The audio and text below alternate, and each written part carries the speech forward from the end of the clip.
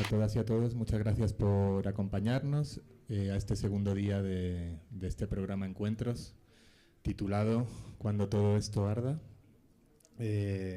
La primera sesión de hoy se titula Habitar la grieta y estoy muy feliz porque hay mucho fuego encima de esta tarima, así que vamos a ver qué pasa. La idea hoy es conversar un poquito. Voy a leerles lo que les había mandado a estas mentes brillantes para invitarlos a la conversación de hoy. Vamos a tratar de pensar cómo en tiempos de censura, de polarización y de silenciamiento, si existe todavía la posibilidad de resistencia crítica. ¿Qué forma tienen los espacios, los dispositivos y los medios críticos? Vamos a tratar de abordar las posibilidades de crear espacios de resistencia desde lo sensible y lo común.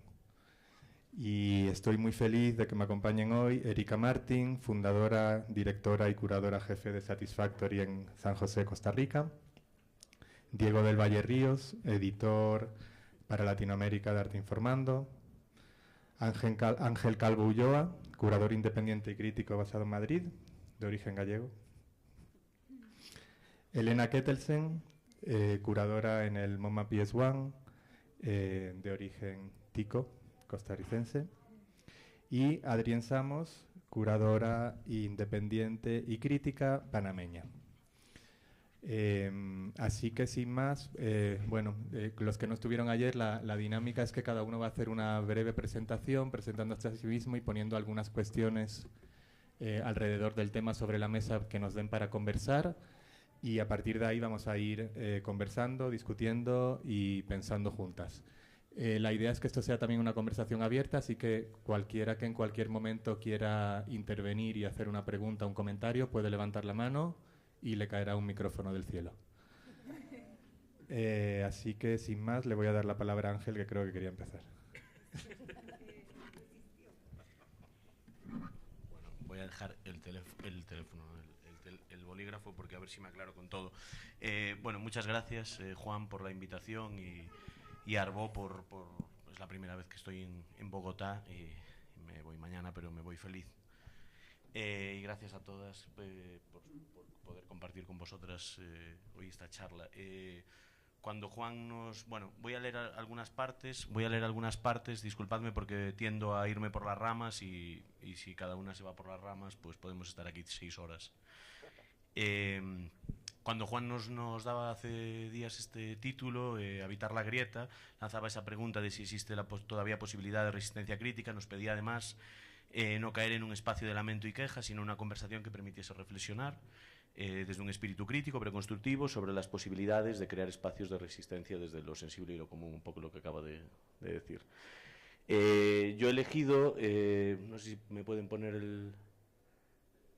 Bien, yo he elegido hablar de dos proyectos de naturaleza muy distinta, pero que de algún modo, yo trabajo como curador de independiente, basado actualmente en Madrid, pero sí que es cierto que he trabajado bastante con Portugal y con Brasil especialmente, y dos de los proyectos que hay aquí, pues el primero tiene que ver con Brasil, con Sao Paulo, y el segundo tiene que ver un poco con mi lugar de origen y con lo que sería un poco la manera de empezar en el mundo de la curaduría. Son dos proyectos que de algún modo apelan al deseo y a la urgencia. Al deseo, y cito unas palabras de Erika Flores, que no sé si está hoy aquí, pero que ayer lo comentó en ese asiento, que decía por hacer las cosas también por la vitalidad de uno, no únicamente porque exista un público al que satisfacer. Me pareció como muy interesante esa idea, ¿no? Parece que no lo podemos decir, que no sirve que sea también para la satisfacción de una, pero que me pareció muy interesante. Y también la urgencia, que quizás anida en esa idea del hueso a curar que comentaba ayer Pablo Helguera, y esa necesidad del apoyo mutuo, que también lo comentaba él citando a Kropotkin, ¿no? Y que hace cada vez más necesario entregarse a ello y a esa urgencia del ahora o quizás nunca. Las primeras imágenes pertenecen a la segunda edición de Meia Meia Nove Meia. Este proyecto es un proyecto de edición armado en Sao Paulo junto con el artista Carlos Nunes, que supone lanzar invitaciones a artistas a trabajar a partir de unos condicionantes que parten de un conjunto de limitaciones técnicas y económicas, Se trata de pensar un proyecto de arte múltiple, de difusión democrática, que vuelva, sin embargo, a hacer manual y que promueva el encuentro. Y lo que Carlos y yo proponemos con Meia Meia Nove Meia es, partiendo de unas medidas estándar, es ese 66 por 66, 66 por 96 centímetros, perdón, de un papel industrial del más barato, del que se usa para embalar, incluso para la prensa, que no se usa nunca para las artes visuales, está repleto de ácidos. Realizar una edición que es liberada y por un precio simbólico y opera en nuestro ámbito desde una economía como la paulistana, que está atravesada totalmente por el mercado del arte. Meia Meia Nove Meia nace en 2023. Nuestro primer invitado fue Joao Loureiro, un artista de Sao Paulo que vive y trabaja en la ciudad y que opera desde ese espacio que nosotros promovemos. Y la segunda ha sido Regina Silveira. Es una artista ya histórica en el panorama internacional y que ella misma pues, nos ha obligado a repensar el formato y ha decidido usar su edición para pegarla por las calles de los barrios más tensionados, digamos. Había puesto más ricos, pero no tenían solo que ver con lo más rico, sino que, por ejemplo, un barrio como Barra Funda en Sao Paulo, para quien conozca la ciudad, es un barrio en el que de pronto se ha vivido un proceso de gentrificación muy importante, ha ocurrido lo que ha ocurrido en todas las ciudades, han ido primero, pues lo normal, los artistas por los bajos precios y han acabado pues las grandes galerías allí y grandes empresas comprando solares y comprando edificios.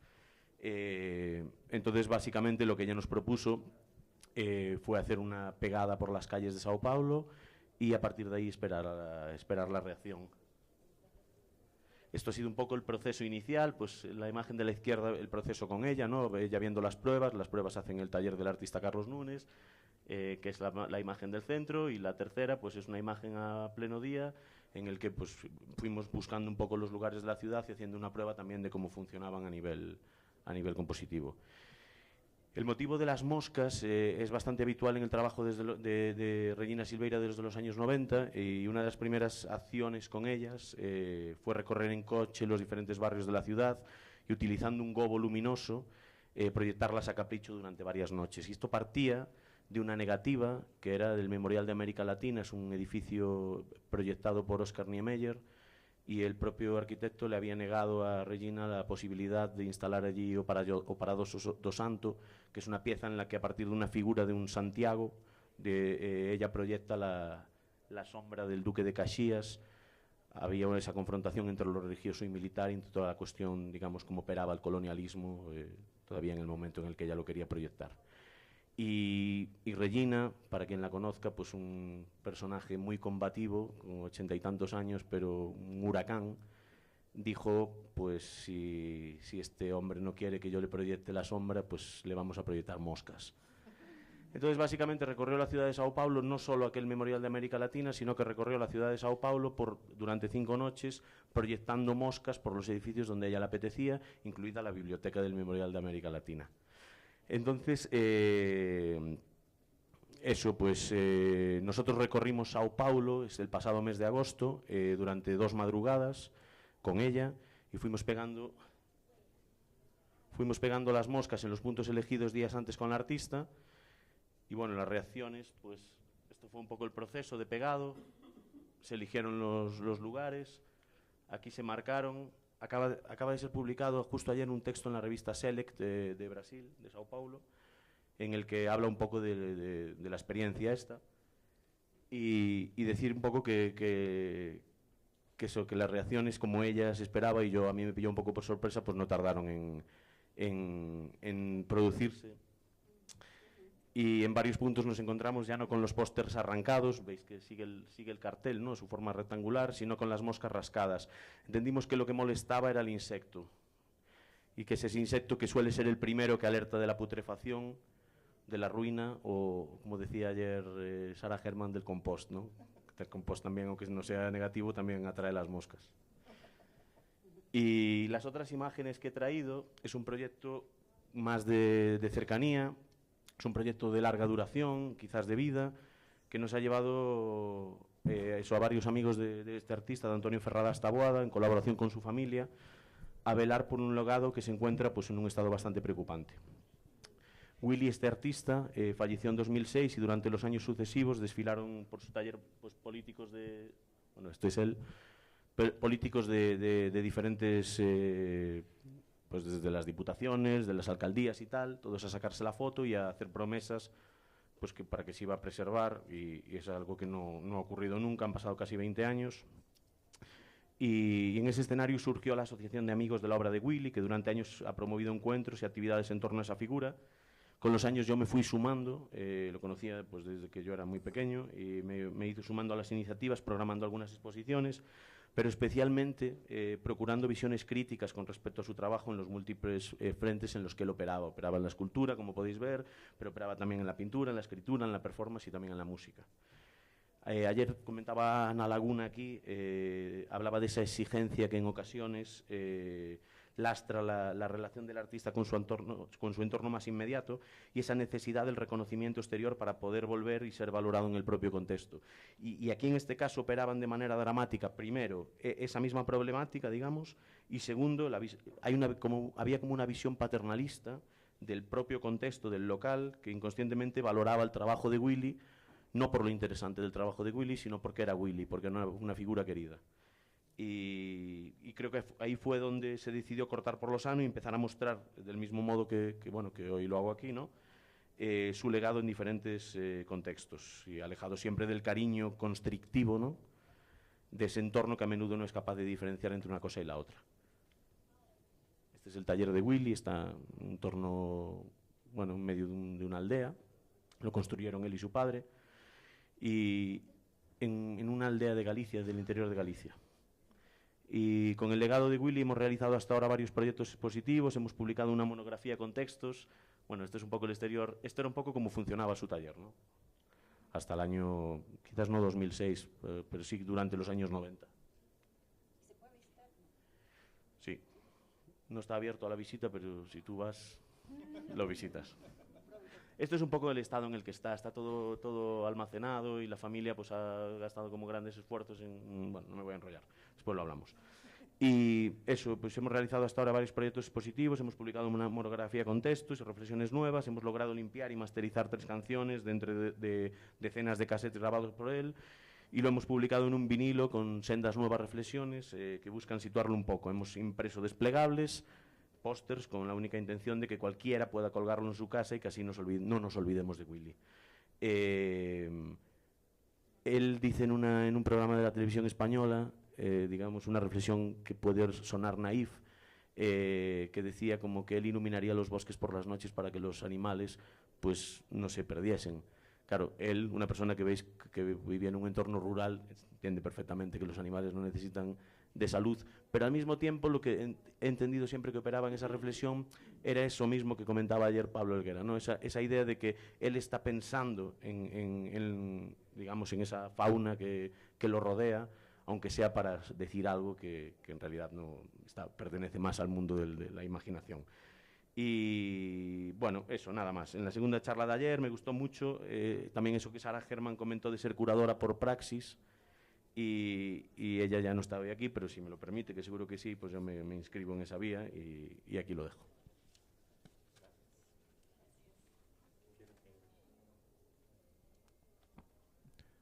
¿Quién quiere seguir? Elena. Ay, okay. Hola, buenas tardes. A ver, ¿cómo se... La presentación de Elena Kettelsen, porfa. Ay, gracias. ¿Cómo están? Bien, qué bueno. Bueno, soy Elena Kettelsen González, vivo y trabajo en Queens, Nueva York, y trabajo en PS1, MoMA PS1. Para los que no conocen, PS1 es un museo que se estableció en el 1976 como un espacio alternativo dentro de una escuela. Es una escuela que se construyó en el 1898 y estuvo en desuso muchos años. Primero fue PS1, y después de muchos años de trabajar con artistas como James Turrell, Gordon Matta Clark, Pippi Rist, llegó MoMA, y es una larga historia, pero se convirtió en MoMA PS1. Entonces sigue siendo, esta no es. Sigue siendo un espacio alternativo, pero también tiene este vínculo con MoMA, pero tenemos una junta directiva aparte, el presupuesto es aparte. Sí es un espacio, digamos que, independiente. Esta es de mañana. Estamos en el futuro, me encanta. No, esta es de la siguiente.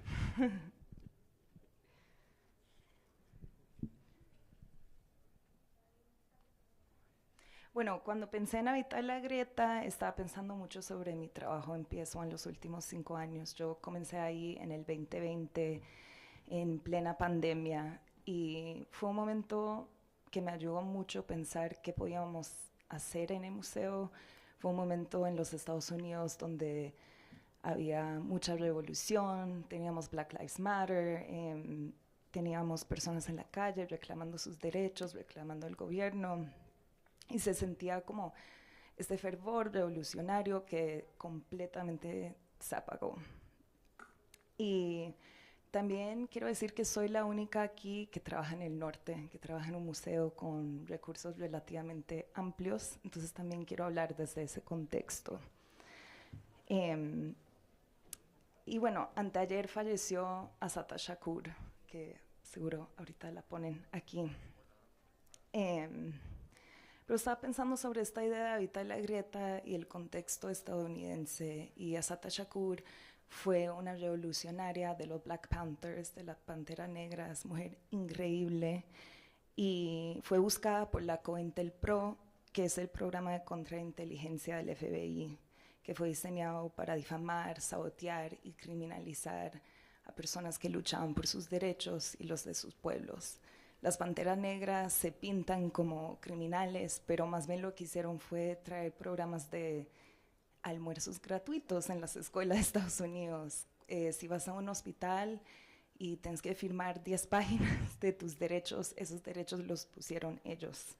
Y también trabajan mucho con los Young Lords de Nueva York, con el movimiento chicano, entonces era un movimiento de mucha interseccionalidad. Aquí está. Entonces quise comenzar con esta frase de ella, que es muy bella. Bueno, ustedes la pueden leer. Entonces, esta charla se la doy a ella. Bueno, Assata tuvo que buscar asilo político en Cuba y vivió ahí desde hace 50 años hasta que falleció. Y nunca pudo volver a Queens, de donde es ella, de donde yo vivo, de donde yo trabajo. Entonces la tengo muy pendiente. Para darles un poco más contexto, en Estados Unidos me he influenciado mucho por el pensamiento abolicionista como el de Assata. Y cuando comencé en PS1 con este movimiento Black Lives Matter, había este sentimiento que desapareció tan inmediatamente. Y lo que los museos hicieron con este movimiento no fue, en verdad no fue abrazarlo, sino fue decir como, ok, vamos a poner más pinturas de personas afros, vamos a poner más pinturas que hablen sobre este movimiento. Pero no vamos a dar agua a la gente que está manifestando, no vamos a abrir nuestras puertas, pero vamos a señalar. Y todo este tiempo nosotros no hemos parado, aunque ya no tenemos estas pinturas, aunque el discurso ya no está, las personas abolicionistas seguimos abogando por el fin de las cárceles, el fin de los centros de detención y también el fin del genocidio en Gaza. Todas estas cosas se relacionan y se tienen que hablar. Y bueno, me encanta la idea de habitar la grieta porque cuando hablamos de la abolición, la gente piensa como, ok, bueno, vamos a destruir todo, vamos a poner todo en llamas, pero se trata más de la imaginación. ¿Qué viene después? ¿Qué construimos? ¿Cuáles son los mundos? Entonces, cuando vemos el fascismo que está comenzando, bueno, lleva ya mucho tiempo en Estados Unidos, pero era más marginado, digamos, lo que pasa es una falta de imaginación. Entonces, la grieta yo pienso que es no el lugar donde nos caemos en el hoyo, sino el lugar donde hay un choque y de ahí surge algo nuevo. Yo tengo el control, ok. Me encanta. No voy a hablar sobre todos estos proyectos, pero sí quiero señalar algunos. Me he enfocado mucho en el trabajo a nivel institucional, en esta idea de looting, del saqueo, robar de la institución. Y es algo que propone el profesor Fred Moten, es profesor en NYU, amigo, y él dice que la única relación posible con la universidad es una relación criminal. Y yo ahí sustituyo la universidad por el museo. Ok, quede en récord, yo nunca he robado actualmente del museo, por favor. Si no, hablo más de redistribuir los recursos que tengo, a los que tengo acceso y a los que me dan. Y también lo que dice Fred es que uno puede ser parte del museo, pero no pertenecerle al museo. Y eso me interesa mucho como curadora. Soy curadora, sí trabajo en PS1, pero soy curadora independiente también. Yo le presto mi labor a esta institución. Y sí, es como esta idea de propiedad es muy fuerte en los Estados Unidos. Entonces, como uno no se vuelve propiedad, sino resistimos. Entonces, aquí tengo algunas fotos y lo que quiero hablar es cómo uso los recursos y los presupuestos que tengo en el museo para formar resistencias. Y pienso mucho en crear temporalidades liberadoras. No pienso que uno... Bueno, en el 2020 todo el mundo estaba como, el museo es santuario, el museo es un espacio liberador. Eso es mentira. No es un santuario. El museo hoy en día no es un santuario, porque en cualquier momento pueden entrar agentes de ICE y pueden secuestrar y desaparecer a gente. Y también eso lo quiero hablar muy claro, porque están diciendo, están deteniendo a personas. No, yo tengo amigos que han sido desaparecidos, no sabemos dónde están ahora mismo. Y antes, en el 2020, el museo sí era santuario. ICE y la policía no podían entrar, pero eso ha cambiado. Entonces, si el museo no es santuario, ¿cómo puede ser un espacio, una temporalidad liberadora? Entonces, bueno, aquí un proyecto muy lindo que hice con un grupo de adolescentes y la artista Nani Chacón. Y esta idea, como en vez de mostrar fotos del jardín comunitario y de las personas marginadas trabajando en el jardín, ¿por qué no vamos y trabajamos con las adolescentes que están ahí, que nos han llegado a decir, y tampoco es imponer? Este grupo de adolescentes llegó al museo y nos dijo, tenemos esta choza que está abandonada, no sabemos qué hacer con ella, somos artistas, ¿qué podemos hacer? Y trabajamos con una artista que se llama Nani Chacón para pintarla, y pusimos este quote de Mariam Kaba, una pensadora abolicionista, que dice, "Destruction creates new spaces to grow". Entonces, nuevamente, como, no solamente la destrucción, sino lo que viene después.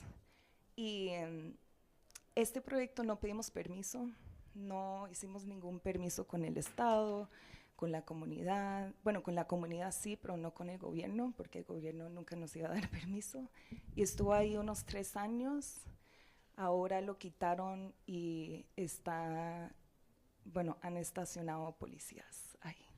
Ya no están, tristemente.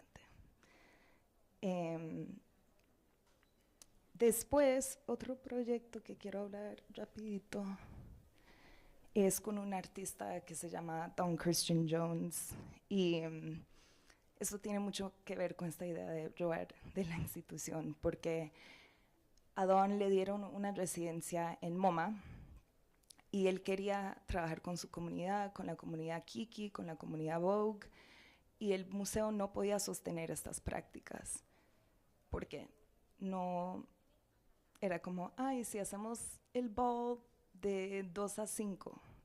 No, eso es de noche, esto es nightlife, tenemos que estar ahí tarde. Sí, es como, y ustedes han ido a un ball, por favor. También no podían sostener las prácticas que son muy fluidas, ¿verdad? Es como, no sabemos cuándo va a terminar. Yo no soy anfitriona de este ball, es Princess que lo está corriendo, y yo le doy el micrófono y ya. Yo ya no soy la curadora, yo no tengo control, cedo el espacio. Y Tuvimos un muy buen presupuesto para esto. Nunca he tenido tanto dinero en PS1. No tenemos los mismos presupuestos, pero tuvimos premios cash de $500 para quienes ganaran. Teníamos comida. A todo el mundo le regalamos una bolsita Telfar.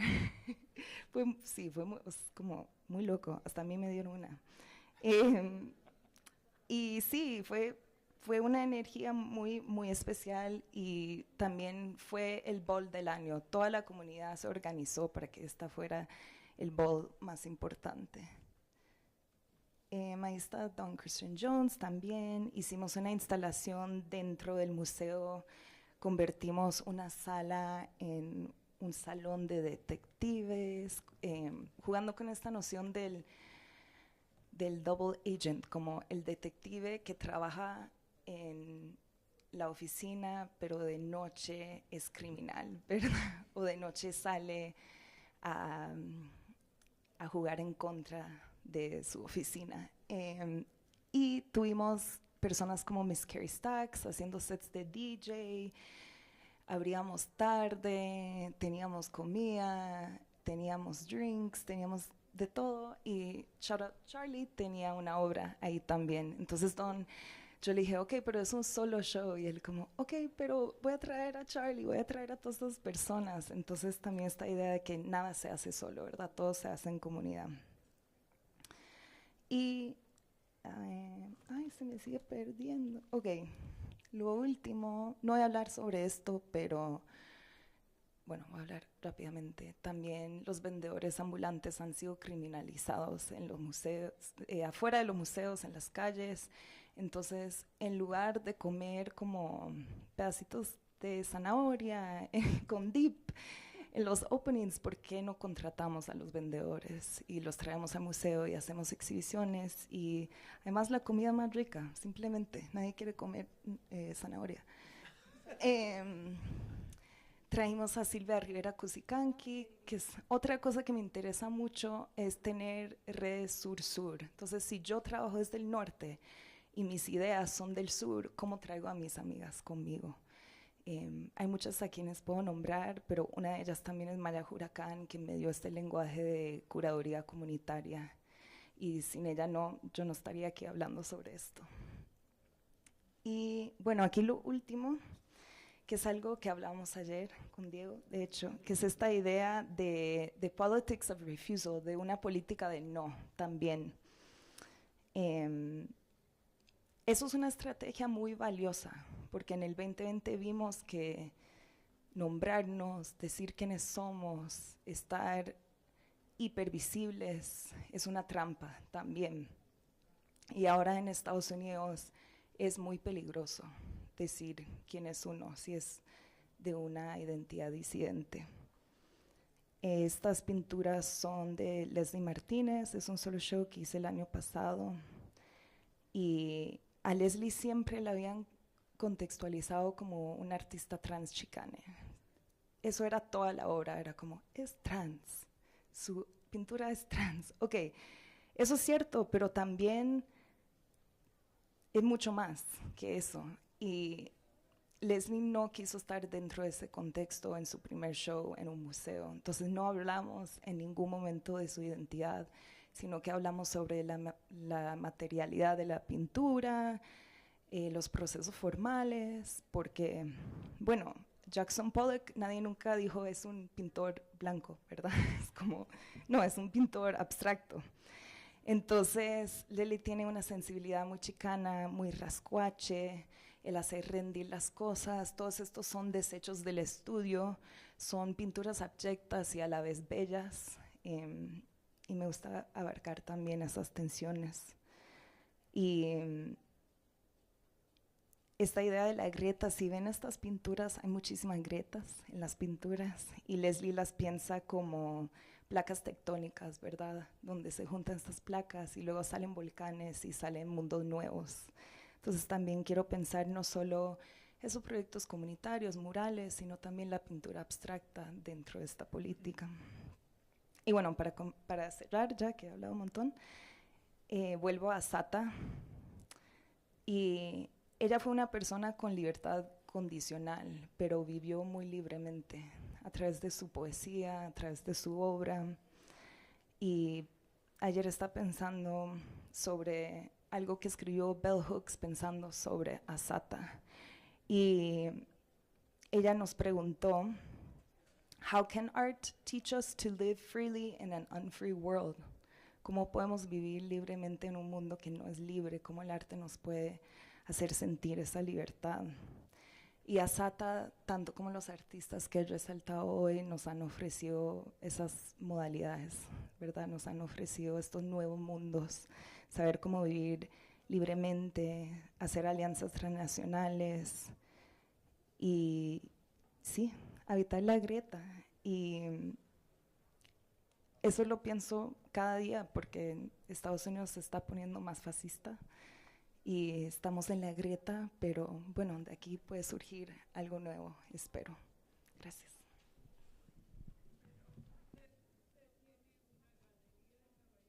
¿Cómo fue?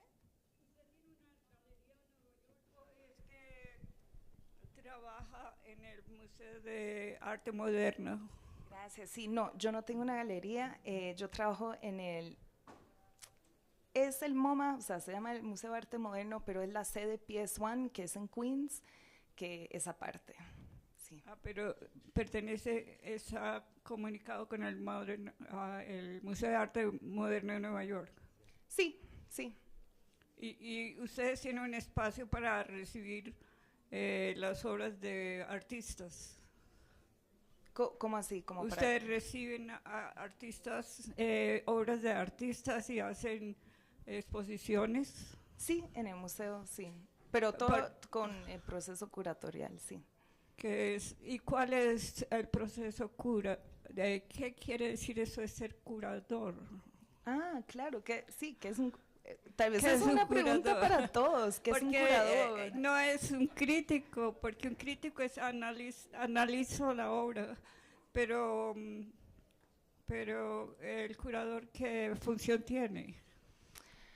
Creo que cada día va cambiando la función del curador. Yo pienso que como curadora mi trabajo es trabajar con artistas y seguir a los artistas y ayudarles a entrar al contexto del museo y ver cómo dentro del museo podemos hacer que logren sus ideas y sí, acompañar. Creo que un curador acompaña.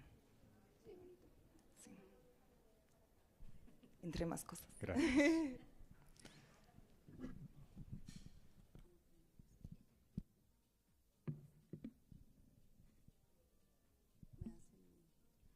¿Nos cambian la presentación de Erika Martín, por favor?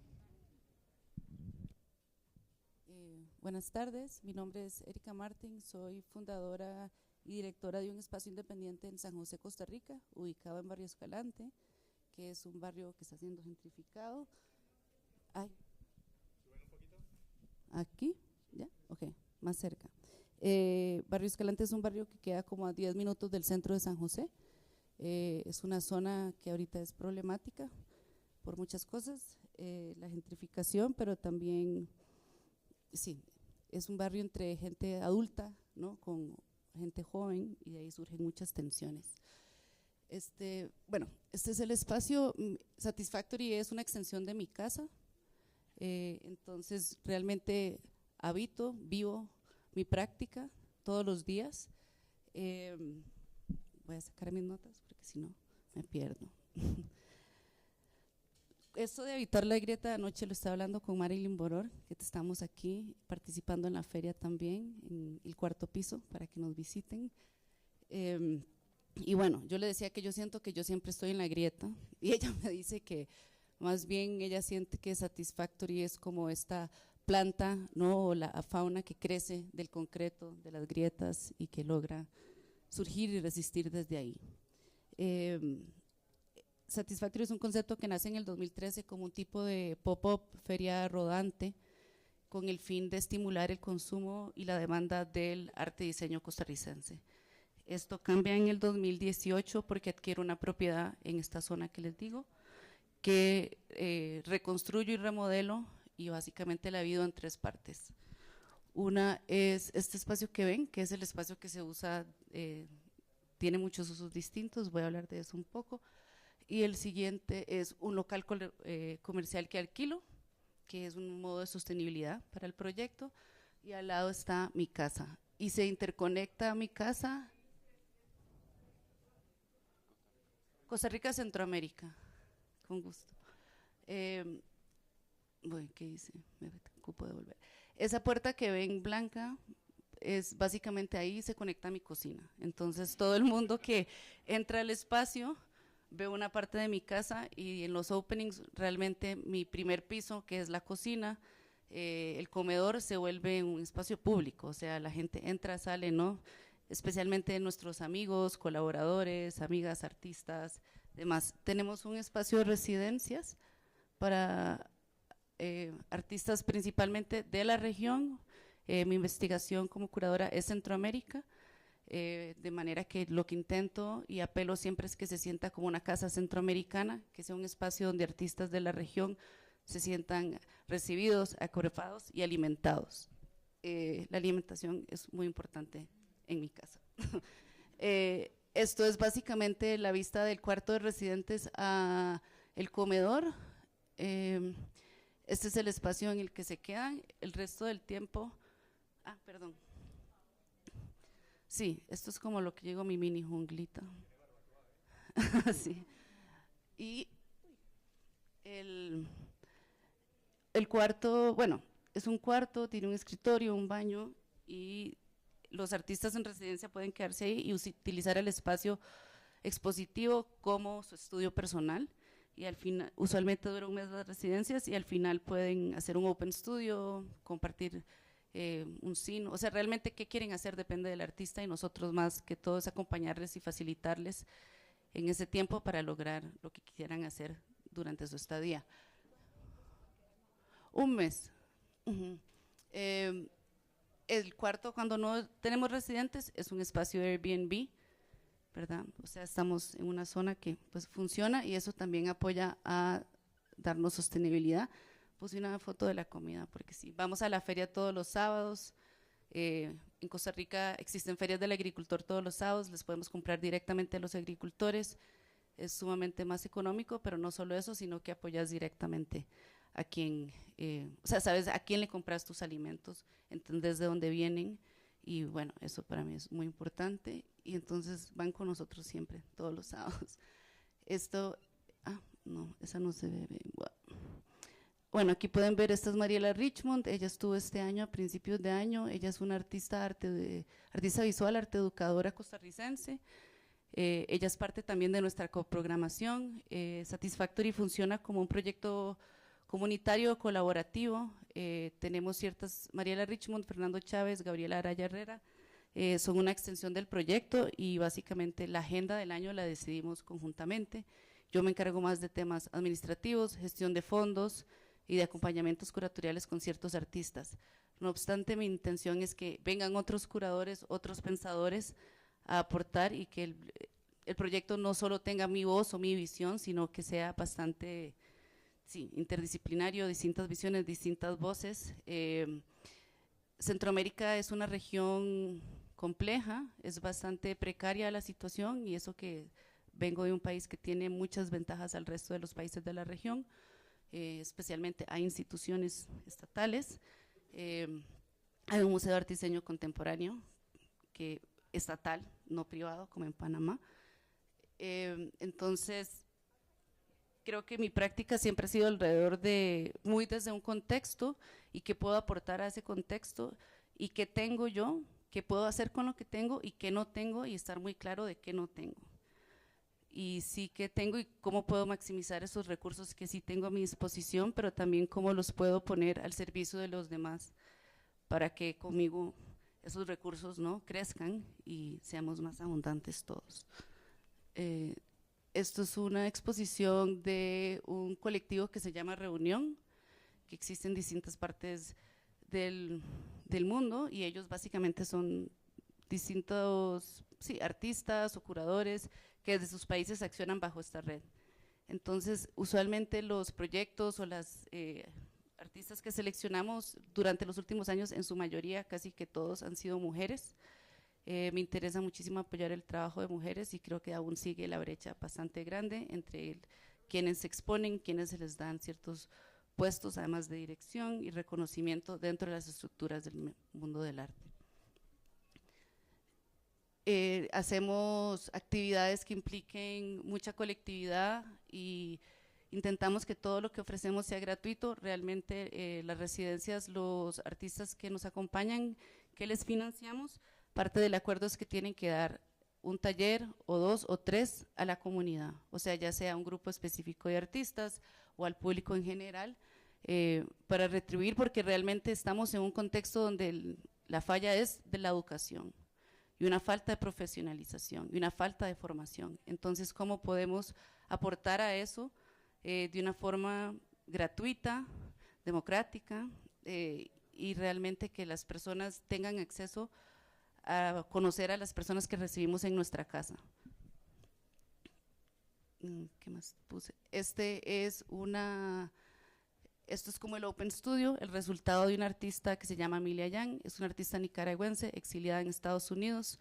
Mi investigación personal durante los últimos 2 años está muy vinculada a Nicaragua, que atraviesa una situación política crítica desde el 2018, pero en realidad desde hace mucho y desde siempre, pero aún más aguda desde el 2018. Emilia estuvo durante un mes y estuvo reuniéndose con mujeres nicaragüenses exiliadas todos los sábados, les cocinábamos, charlaban y los encuentros eran sobre cómo sería un reencuentro en una Nicaragua libre en el 2030. Y entonces escribieron textos bellísimos de cómo iba a ser, ¿no?, ver sus playas, su tierra, porque todas estas son mujeres que no pueden regresar a Nicaragua en este momento. Y ella hizo un altar a su mamá, a su tío, que fue asesinado durante las protestas del 2018, y también hicieron una manta colectiva entre las chicas que estuvieron reencontrándose todos los sábados, y hicieron, que en el vidrio se ven básicamente como un manifiesto a favor de cómo quisieran ellos que sea un mejor futuro, un mejor mundo, un mundo feminista. Tenemos 3 tipos de formatos en nuestras residencias. Uno es residencias internacionales, el otro es en proceso, que es para procesos de creación escénico. Entonces recibimos artistas escénicos también. Ella es Jimena Carnevale, una artista argentina radicada en Málaga, y ella vino y se quedó con nosotros el año pasado. Y igual la metodología es la misma, ¿no? Escénicas o visuales, ellos tienen que compartir sobre su práctica apenas llegan, luego tienen que abrir procesos de talleres o en el caso de ya entrenamiento, pero ¿verdad? Cómo compartimos los saberes, y también no desde un lugar para nada jerárquico, sino es realmente muy horizontal. O sea, nos hemos dado cuenta que ponerle taller a los espacios de aprendizaje más bien como que espanta a la gente, porque sienten que tienen que tener un conocimiento antes de llegar ahí. Entonces intentamos que cada vez se entiendan más como que son espacios donde vas a ir a crear con otros, y hay alguien que te guía y te acompaña en ese proceso, pero es un poco más libre y divertido. Natalia Domínguez, ella es una artista salvadoreña. Natalia Ella fue Domínguez from residente en el Salvador. She was a resident in 2023, I think. Ella estuvo un mes, más She que was todo there a recorriendo month, el país. basically Este año tuvimos nuestro primer residente getting to de know the Estados country. Unidos. This year we had our first resident from Nosotros the US. desde hace 2 años contamos For con the el past 2 apoyo years, de we've lo had que the llamamos support of Amigues what we de call Satisfactory, the Friends y of es una Satisfactory. gestión de buscar alianzas And it's about privadas creating private que estén alliances dispuestos o a darnos fondos o que podamos de alguna forma llegar a un tipo de get intercambio funds or de mutuo some sort of beneficio a mutually que beneficial para poder exchange financiar nuestros programas. to be able to En finance our Centroamérica en programs. general casi In nunca se le Central paga a los America in general, artistas, we no se don't les pay da artists, financiamiento de producción. we don't finance Nosotros their production. Uno de los esfuerzos más grandes ha One of sido the siempre major pagar, efforts has always been o to sea, financiar la producción, porque si no la finance producción se production, otherwise estanca, production porque no hay dinero para producir. stalls. Entonces, ¿cómo podemos inyectar a la So how producción can y we cómo podemos inyectar bring también a funds que to aprendan a hablar de su trabajo, a que compartan con otros, a recibir personas production, durante el how tiempo que to están ahí? Hacemos get o sea, more les people coordinamos in. visitas a las We instituciones, pero también coordinate dependiendo de visits sus to the investigaciones institutions, buscamos but quienes les according to the pueden research we see, asesorar o acompañar de una advise forma que them tal vez no sea nuestra in a way that especialidad. is not maybe our specialty. Y luego, ya aquí voy cerrando un poco, esto es una microferia, que es algo que hacemos paralelamente un par de veces al año, que es básicamente, creo que mi práctica también ha sido acompañada mucho del desarrollo de estrategias de sostenibilidad, ¿verdad? A puro prueba y error. Cuáles funcionan, cuáles no, pero realmente cómo hago para sostener esta casa, tanto personalmente, pero para los demás. Entonces, hacemos ferias que se cobra un fee bastante simbólico durante 3 días y son diseñadores nacionales o artistas que vienen y venden sus productos directamente. Es como entre 10 a 12 por feria, más o menos, por edición. Y eso también ya he visto que ya no sé qué también está funcionando, qué tanto me gusta también este trato. Entonces se ha vuelto más como un tipo de tienda temporal. Estoy logrando que las personas que vendan sus productos no tengan que estar ahí todo el día, sino que creemos una agenda. Entonces vienen 3, tienen que aprender de lo que hacen los demás, ¿verdad? Entonces realmente como también dentro de las dinámicas que gestionamos, se generan estrategias que generen comunidad dentro de las personas que participan. Cómo se conocen, cómo se comparten tips, no sé, dónde imprimen, ¿no? Cerámica, etcétera. Y pues Juan nos había pedido un par de preguntas, entonces yo en realidad me pregunto si tiene ventajas la precariedad. Es decir, los estados de fragilidad potencian lo común, activan la creatividad, toca juntar recursos, acuerparnos, imaginar colectivamente para abrir camino al cambio y dar modelos alternos para garantizar un futuro cercano. ¿Qué posibilita la incertidumbre?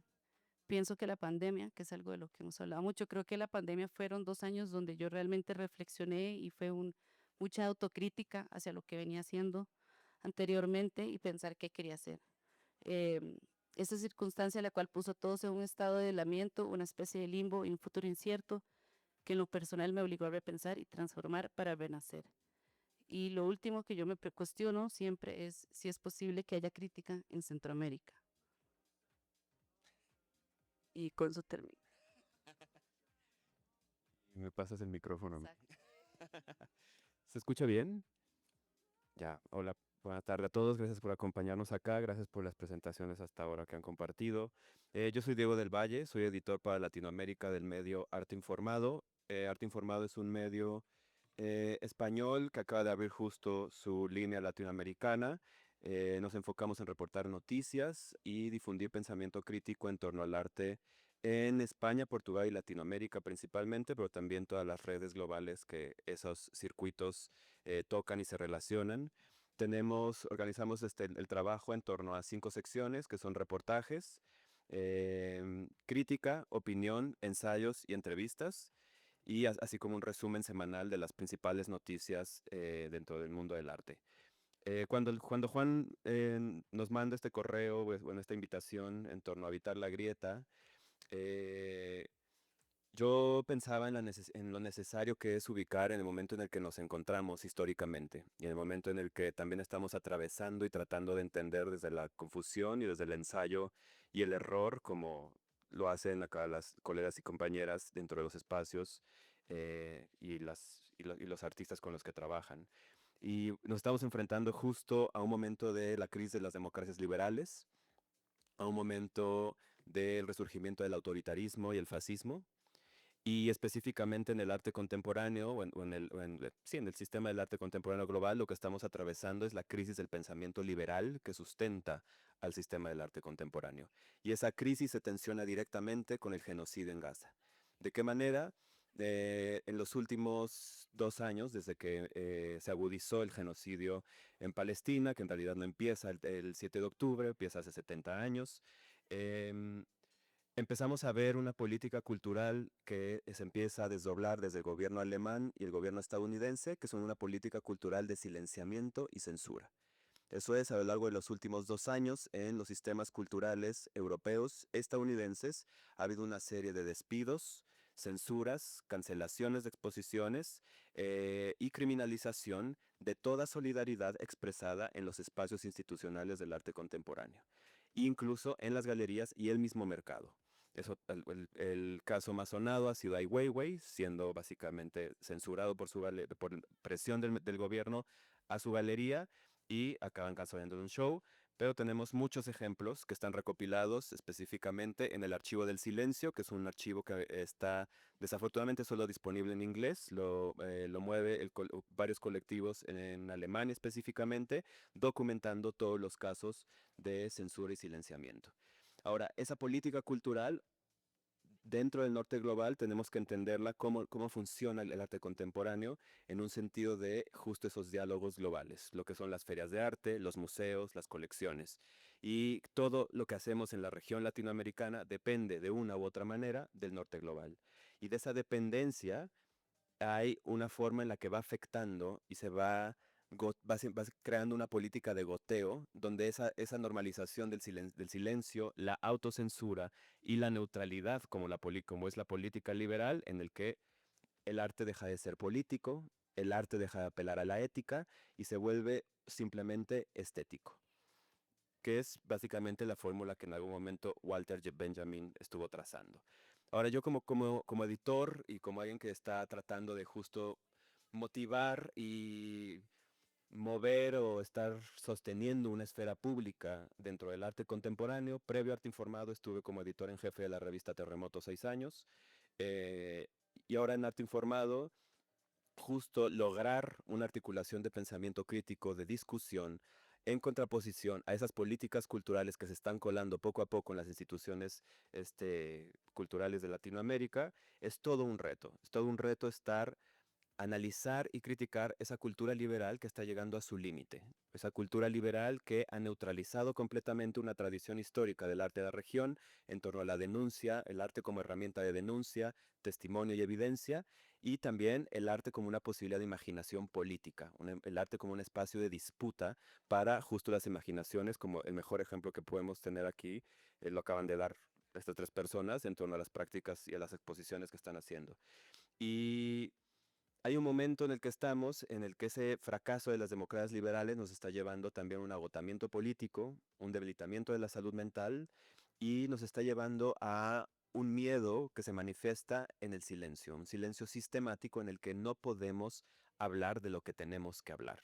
Más allá del genocidio en Gaza, eso se traduce a un pensamiento crítico, a una crítica neutralizada, una crítica totalmente domesticada, que básicamente se maneja en torno al si no tienes nada bueno que decir, mejor no digas nada.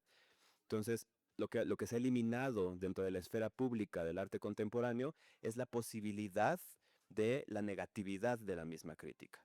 Y es la posibilidad de incluso señalarnos entre colegas y amigas límites, fracasos, malas prácticas y demás, y incluso alianzas problemáticas o relaciones problemáticas en relación al poder. Entonces, lo que hemos creado en el sistema del arte, lo que está ahorita imperando, es justo una lógica de total neutralidad, una lógica de discusión maniquea, de discusión que se queda en el rango de lo poético, pero no profundiza en ciertos puntos problemáticos. Entonces, en lo que respecta como justo a pensarnos críticamente, a la posibilidad de habitar una grieta, una grieta implica estar empujando esa ruptura, implica estar justo insistiendo en esa ruptura. Entonces, todas las prácticas que al menos vienen de los sures, justo insisten en una forma de antagonismo, insisten en una forma de crear la posibilidad ante la negación de la misma. Y esa posibilidad se da a contracorriente. Entonces, lo que tenemos, el reto al que nos enfrentamos es un poco justo crear una dimensión de políticas culturales, que es lo que hablábamos ayer, Elena y yo. Creo que en el arte contemporáneo nos hemos olvidado completamente de la dimensión de nuestro trabajo en el ámbito de la política cultural, más allá de los circuitos que manejamos. No participamos dentro de la discusión de políticas culturales a nivel estatal o regional. no nos organizamos nosotros como profesionales más allá de las instituciones o más allá de justo los aparatos estatales, no tenemos encuentros donde nos pongamos de acuerdo para movilizar ciertas ideas, ciertos vocabularios políticos, ciertas expresiones, ciertas estéticas que en este momento histórico están en disputa. Este momento histórico en el que se está normalizando de nuevo el exterminio como la única forma de vivir en este planeta. Entonces, en este momento, hablar de Gaza es una de las primeras tareas, al igual que hablar de Sudán, hablar de Congo, no solamente a manera de denuncia, sino también a manera de cómo eso ha torcido completamente el mundo de forma irreversible. Y es reconocer que nos encontramos en un momento histórico donde el mundo ha cambiado y no va a volver a lo que era. Y eso es, estamos perdiendo la dimensión de la humanidad, la dimensión de los derechos humanos. Lo que se está normalizando es una política de exterminio que eventualmente se va a reproducir por todo el mundo. Y lo ha hecho, o sea, Trump lo hizo explícito hace unos días en la ONU. Entonces, ¿cómo ante eso podemos insistir en la grieta? ¿Cómo ante esos golpeteos de desesperanza, de total tristeza, a partir del agotamiento, venimos arrastrando también todo un proceso de pandemia del cual no nos hemos hecho cargo como sociedades, lo evadimos completamente, saltamos a la normalidad en el minuto que se nos ofreció la oportunidad y en realidad tenemos una salud mental totalmente quebrada? Y un agotamiento y estamos llegando a la autoexplotación y estamos llegando a nuestro propio límite. Y lo veo en el mismo mundo del arte contemporáneo, entre colegas y amigos, y en mi mismo cuerpo. Estoy llegando a un límite, estoy llegando a un momento en el que todo se siente totalmente abrumador. Esa grieta se está empezando a cerrar y se empieza a sentir claustrofóbica. Entonces, ¿cómo pasamos justo a ejercer una imaginación política a través de la provocación, a través del antagonismo, a través de también de recuperar una dimensión de la negatividad, pero una negatividad también ética? Porque creo que también el pensamiento crítico o la posibilidad de la crítica está también en un momento de disputa en el sentido de mm, los feminismos impactaron completamente en el sistema cultural e institucional de las artes. Han logrado momentos súper importantes, justo, no solamente de visibilidad, sino también de éticas y políticas dentro de los discursos de cómo se organizan exposiciones, cómo nos relacionamos, etcétera, etcétera. Em, pero no nos hemos hecho cargo, después de esa embate feminista, por ejemplo, comprometernos de la misma manera con el antirracismo. En el arte contemporáneo no se habla del racismo sistemático, no se habla de la blanquitud que organiza absolutamente todo, no se habla de las élites, no se habla de nada, absolutamente de esa dimensión está totalmente anulada. Y queda esa pregunta de cómo insistir desde el antirracismo en relación a los espacios del arte contemporáneo, más allá de las políticas neoliberales de visibilidad, representación y diversidad, que son en realidad una trampa, porque también estamos llegando a un momento en el que el arte contemporáneo está funcionando como un paliativo de la justicia. Eso es, entendemos que por qué las personas indígenas están en el museo, entendemos que porque las mujeres están en la feria de arte, entendemos que porque hay personas negras a cargo de bienales o instituciones, ahí ya se hizo justicia.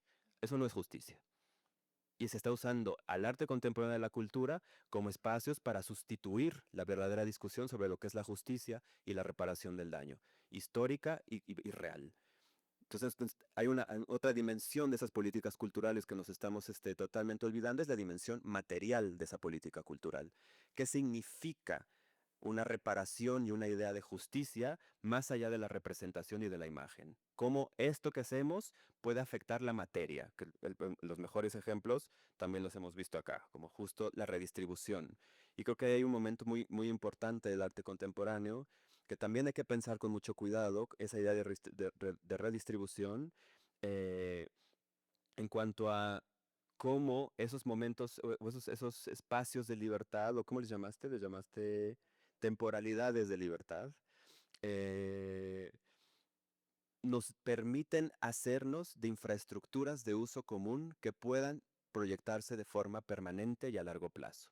Eso es, entendemos el arte contemporáneo en torno a dos dimensiones, o la cultura en torno a dos dimensiones, pública y privada. Y nos olvidamos justo de un tercer espacio que es el procomún. Entonces, hay una posibilidad y hay una tarea que tenemos, y tenemos todas las personas que estemos justo en posiciones de manejar presupuestos, designarlos, programar, que es justo cómo redistribuir más allá de seguir produciendo obra, que se vuelven objetos de lujo para una clase en específica, y en realidad redistribuir ese dinero para crear espacios e infraestructuras de uso común. ¿Qué son los espacios y las infraestructuras de uso común? Puede ser desde una imprenta, puede ser desde una cocina comunitaria, puede ser desde un huerto, puede ser un comedor, puede ser incluso vivienda, puede ser, hay muchas dimensiones que incluso esa propuesta estaba en la documenta que curó Ruan Grupa, que Occidente no supo entender. Occidente, para las que no están familiarizadas, Documenta es una de las exposiciones más importantes que justo se fundan tras la Segunda Guerra Mundial como este horizonte cultural de cooperación internacional humanitaria. Es como el equivalente a la ONU, pero en Kassel, Alemania, donde todo el mundo del arte global se junta, nos agarramos de las manos y imaginamos grandes posibilidades. Y la edición pasada es cada 5 años. La edición pasada fue en el 2022, 23. La curó un colectivo de Indonesia, que es Ruang Grupa, y toda la propuesta de ese colectivo era justo redistribuir los recursos, que son millonarios, del Estado alemán para crear espacios de encuentro, convivencia y posibilidad, y diálogo, y justo roce y confrontación. Que además sucedían no solo en Kassel, Alemania, sino en los lugares de donde eran todos los colectivos invitados a esa documenta. O sea, Entonces se distribuía hacia el sur, había toda esta intención justo como de movilizar y hacer como los espacios del arte unos espacios de encuentro más allá del objeto. Pero Occidente no lo entiende, lo critican como un fracaso, y entonces además, la manera en que cancelan la propuesta del colectivo es a partir de un mural que funcionaba como background, como telón de fondo de un espacio de juego, de encuentro. Creo que era un medio tubo para patinar.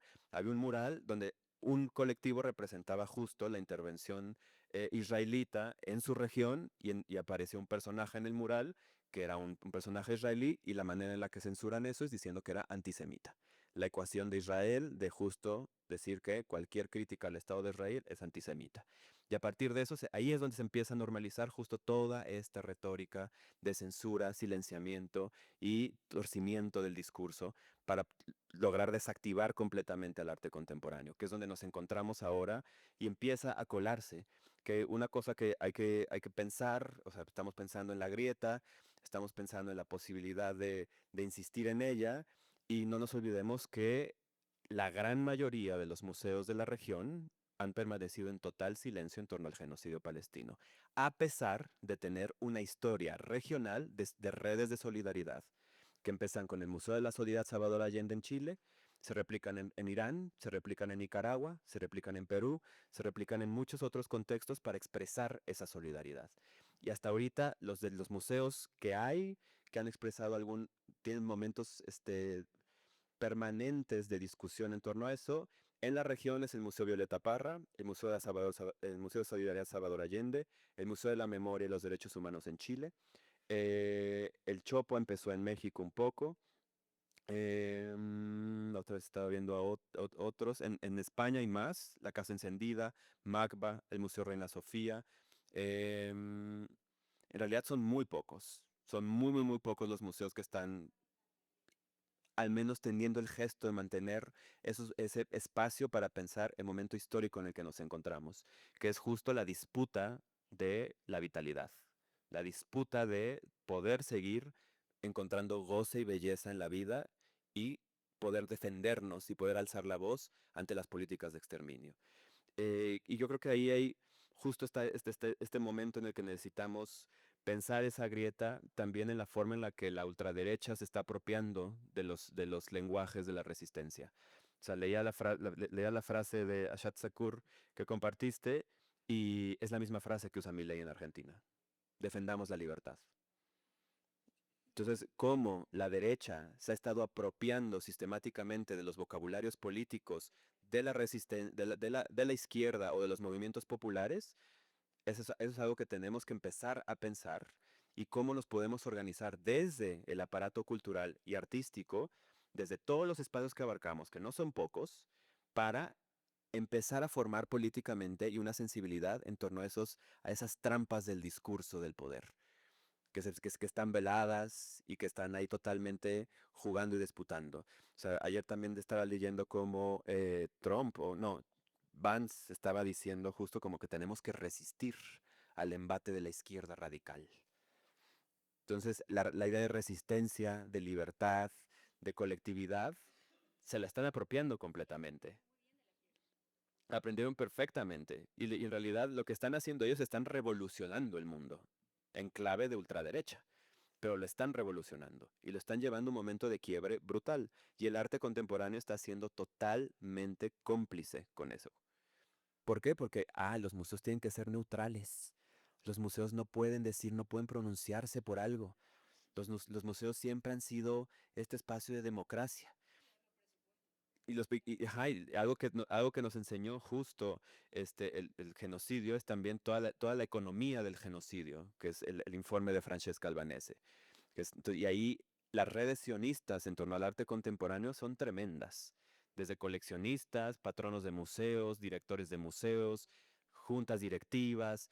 Ahí están en todos esos espacios. Y es por eso que los espacios no pueden permitirse incluso un pronunciamiento, un gesto de solidaridad, un programa público, etcétera, etcétera. Entonces, disputar y abrir esas posibilidades es una situación urgente en la que nos encontramos. Y creo que es un momento clave para pensar esa dimensión latinoamericana con la que usualmente nos reconocemos y nos organizamos en el arte contemporáneo de la región.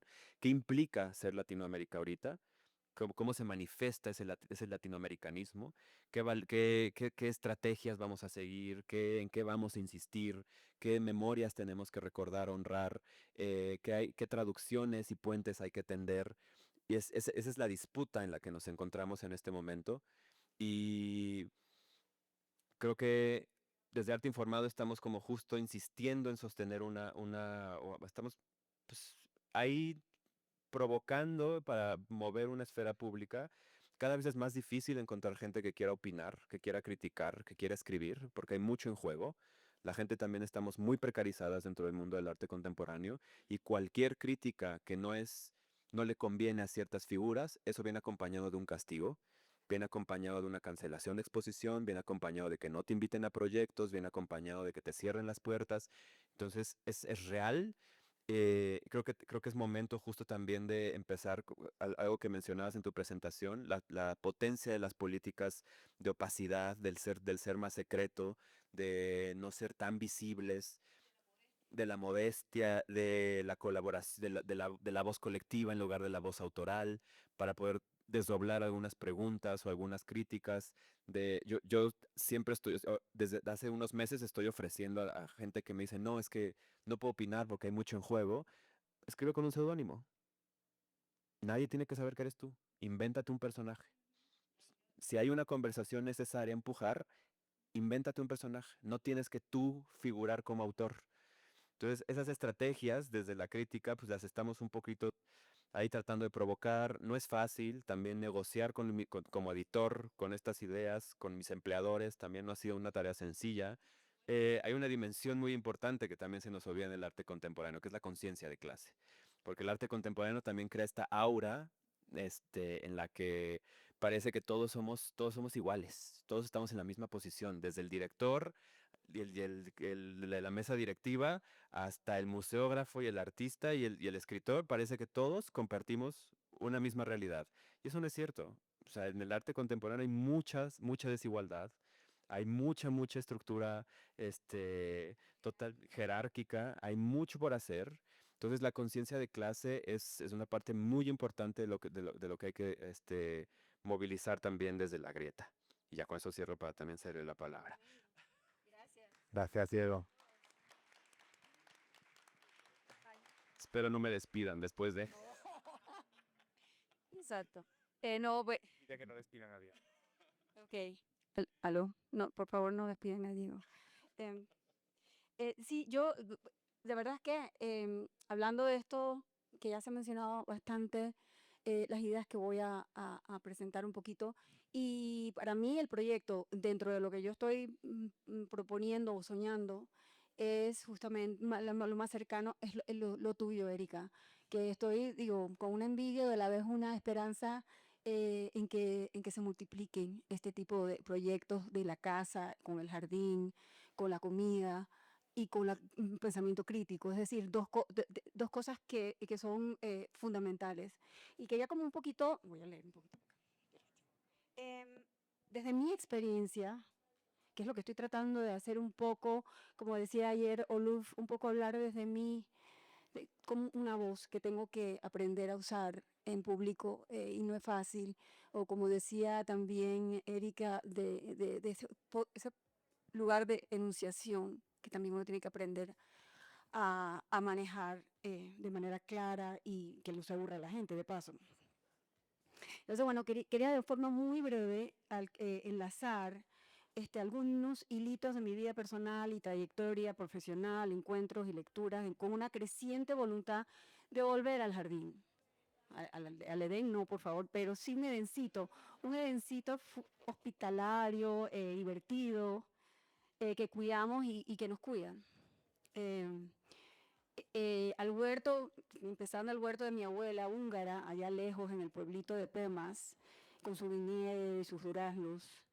Al jardín imaginado, primero pensando en Epicuro, por supuesto, con sus amigas y amigos, en el goce del diálogo, la comida, la contemplación, y también incluía a trabajadoras sexuales muy inteligentes, de las cuales dos llegaron a ser pensadoras muy serias, y esclavos también, que me imagino que después de que cuidaran todo el jardín, y entonces podían sentarse a hablar un rato, porque no veo a Epicuro cuidando de las plantas, mucho que digamos. Así que eso entonces empecé a perder un poco el interés en ese tipo de Edén, pero sí la idea del jardín aunado al pensamiento y a la creatividad colectiva y comunitaria, a producir pensamiento y producir plantas y comérselas también. Es decir, todo ese círculo que también, como decía Epicuro, te hace perderle, si pones atención y lo es, te hace perder el miedo a la muerte, porque todo es ciclo de vida y muerte en ese jardín. Y si los cuidas y te pones atención, esa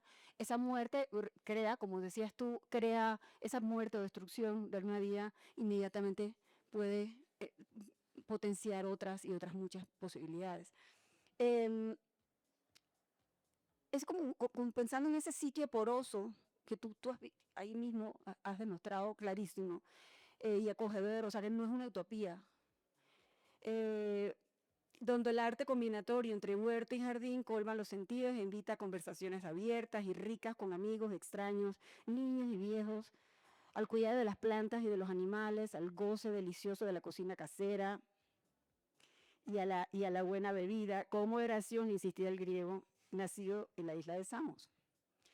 Y no menos importante, a la creación en comunidad de pensamiento diverso, encarnado en una amalgama de manifestaciones creativas y centrado en el cultivo de la amistad como la arteria principal que conduce a la felicidad, y sin nunca perder la voluntad de ir cambiando el mundo y a la vez de aceptar que todo cambia.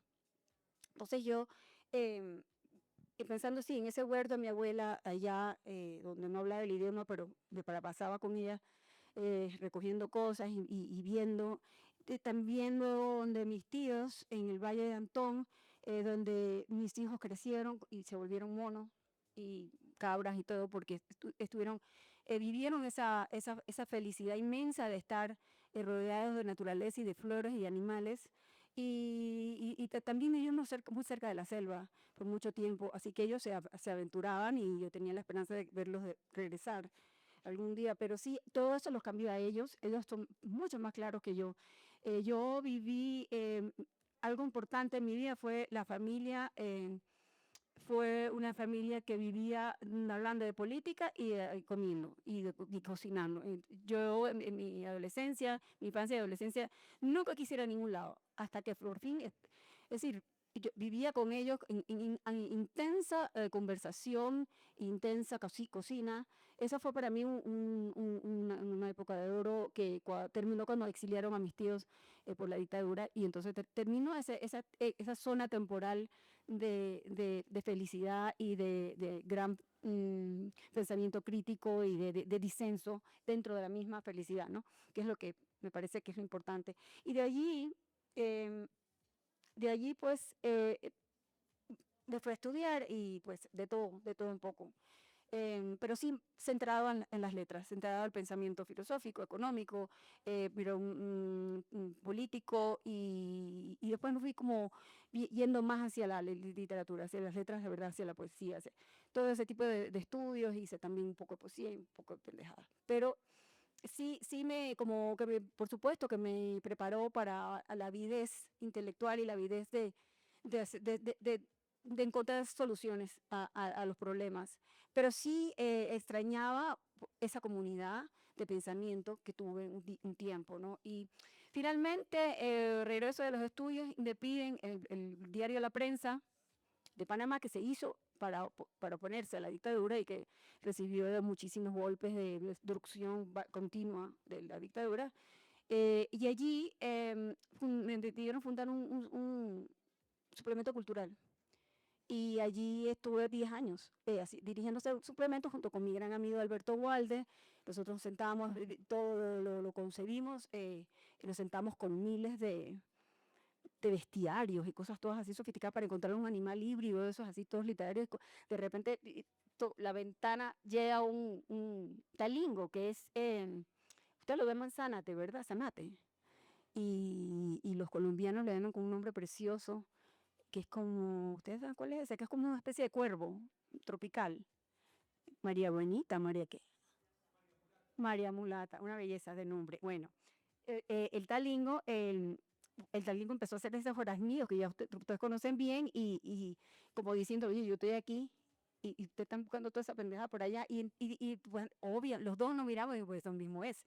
Así que el talingo fue un suplemento muy crítico, que decía y hacía lo que le daba la gana, y continuamente haciendo encuestas para ver, para eliminarlo, ¿no? Porque no sabían cómo vender eso, qué hacer, y finalmente, no, así 1000 encuestas españolas, encuestas de estadounidenses, panameñas, mexicanas, y todos ponían a Talingo, ponían 70 ahí chiquitos como el nuestro, 80, 90.000 lectores, que yo creo que eran espectadores, porque a veces poníamos desnudos así de Goya y todas esas cosas.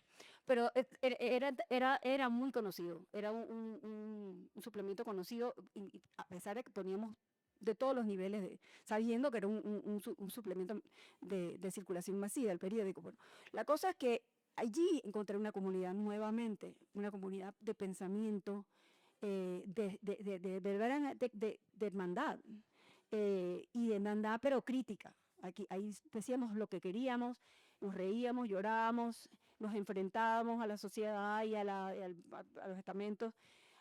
Hasta que un día ya me enteré por el periódico mismo, leyendo que ya Talingo que había cerrado.